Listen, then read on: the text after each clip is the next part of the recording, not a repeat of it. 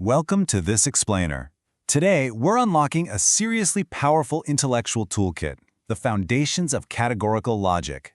Whether you're breaking down a dense academic paper or just trying to navigate a heated debate online, understanding argumentative structure is going to sharpen your reasoning and help you spot bad arguments from a mile away.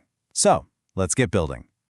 Here's how we're going to build our logical knowledge block by block today. We've got 4 main sections: forms of logical arguments, structuring categorical propositions, the square of opposition, and finally, spotting logical fallacies.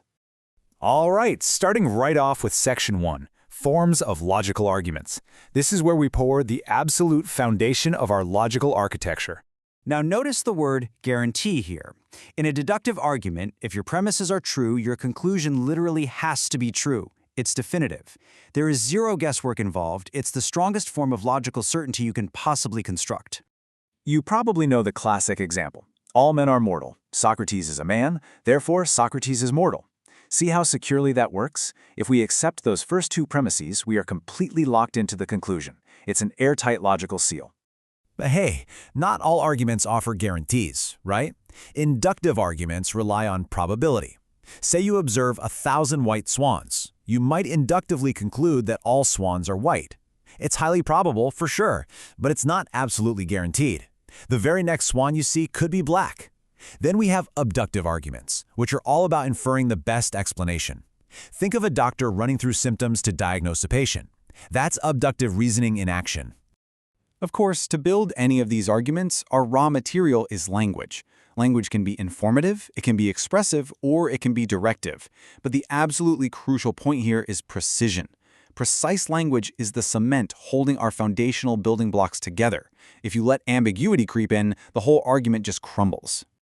A massive part of achieving that precision is nailing the difference between connotation and denotation. Connotation is the implied meaning, the feelings a word evokes. Denotation is the direct, literal reference. Take the word snake. The denotation is just a legless reptile, but the connotation, that implies danger or deceit. Recognizing this binary is essential, because leaning too hard on emotional connotation can completely cloud the actual, denoted facts of your argument. Moving right along to Section 2, structuring categorical propositions. Now that we've got our language sorted, let's look at the actual bricks used to construct our logical house. Every single logical statement relies on securely linking a subject directly to a predicate. This link is what we call a categorical proposition, and it's the most basic unit of logical thought. Think of these 4 forms, A, E, I, and O, as your logical decoder ring. A represents the universal affirmative, like all students are learners. On the flip side, we have E, the universal negative. No subjects are predicates. Then we drill down into the particulars. I is a particular affirmative. Some subjects are predicates.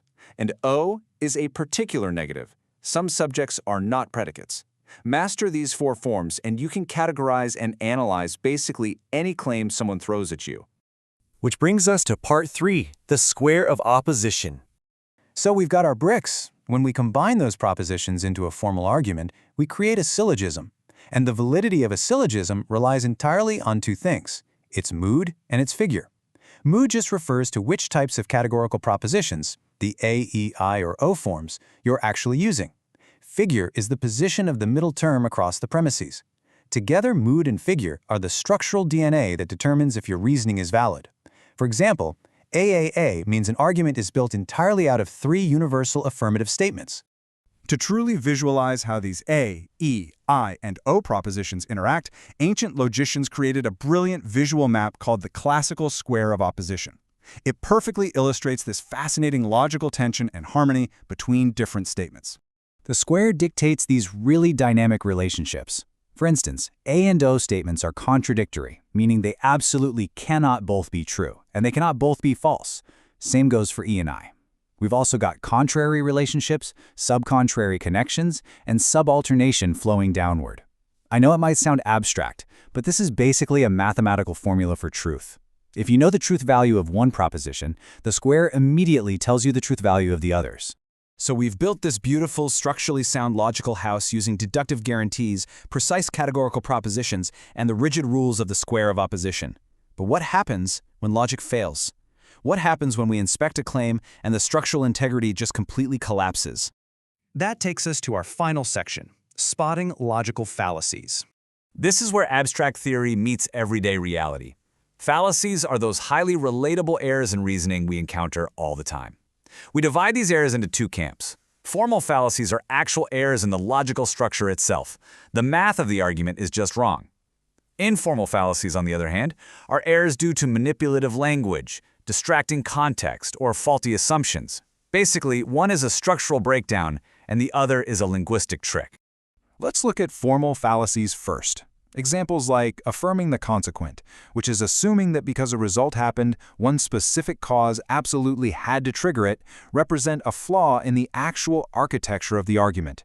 It's like trying to build a roof without putting up the walls first. No matter how nice your materials are, the structure is invalid and it's going to collapse under its own weight.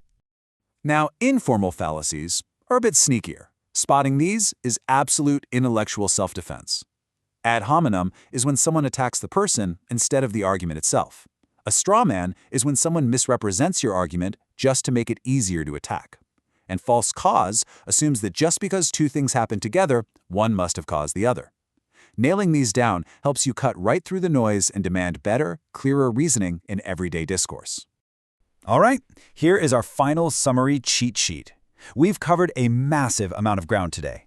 From understanding how deductive and inductive arguments work, to mapping categorical propositions through mood, figure, and the square of opposition, all the way down to guarding against fallacies. Keeping these core concepts in your back pocket ensures clarity, validity, and ultimate precision in whatever you're analyzing. You now have the structural blueprints you need to critically evaluate the reasoning all around you. So I'll leave you with this question to chew on.